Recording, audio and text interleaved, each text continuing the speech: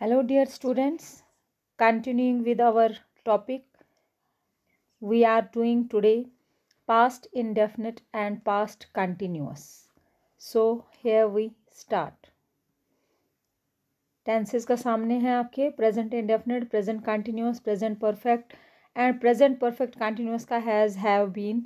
तो ये उसी में आपका present continuous और present perfect में ही वो complete हो जाता है. अब आपके पास है past indefinite और past continuous. So, what is the use of past indefinite? How can we use the past indefinite?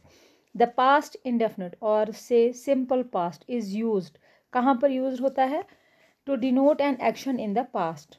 ये पहले मैंने आपको समझाया था, जो भी पास्ट में कोई एक्शन हुई है उसको डिनोट करने के लिए हम पास्ट इंडेफिनिट और सिंपल पास्ट का इस्तेमाल करते हैं, जहाँ पर जो हमारा वर्ब है that is used in the second form of the verb. Okay, जैसे we learned English at school. हमने इंग्लिश कहाँ सीखी थी? स्कूल में.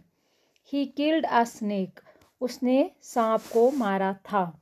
माई father taught in this school. मेरे फादर ने इस स्कूल में पढ़ाया था. So to denote a habitual action in the past, जो पास्ट में जो भी एक्शन हुई हो, हैबिचुअल एक्शन किसी की आदत वाली एक्शन, तो वो भी हम पास्ट में डिनोट करते हैं. जैसे he came to me every evening. वो रोज़ मेरे पास शाम को आता था. He never told a lie. वो कभी झूठ नहीं बोलता था. He studied many hours every day. वो हर रोज़ कई घंटे पढ़ता रहता था.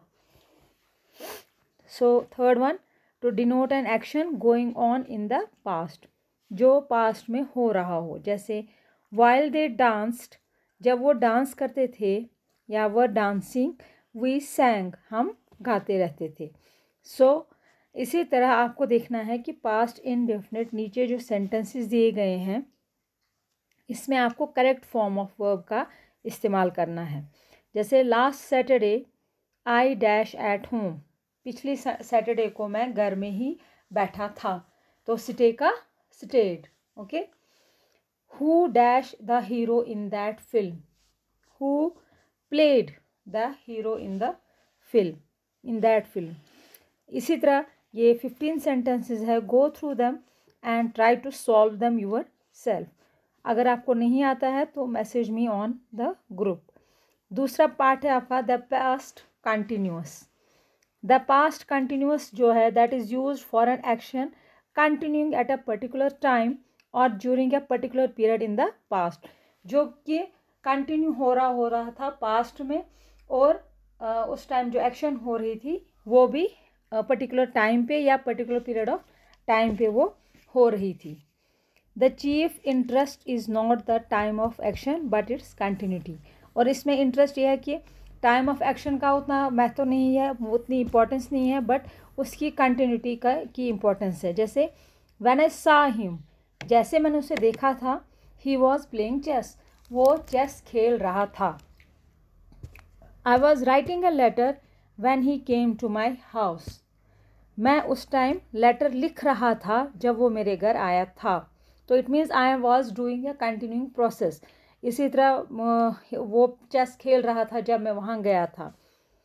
Now the 12th one is this sentence is also used with always, continuously etcetera for persistent actions और habits in the past. Past continuous हमारा कहाँ पर यूज होता है?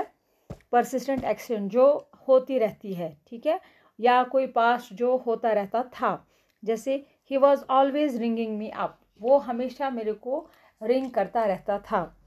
He was always troubling his parents. वो हमेशा अपने पेरेंट्सों को परेशान करता था. ठीक है, तो इस तरह से कंटिन्यू का मतलब ही है जो कि प्रोसेस कंटिन्यू हो, जो भी एक्शन है वो कंटिन्यू हो रही हो. ओके, सो यहाँ पर भी हमारे सेंटेंसेस दिए हैं. You have to fill them with simple past और पास्ट कंटिन्यूअस. ठीक है,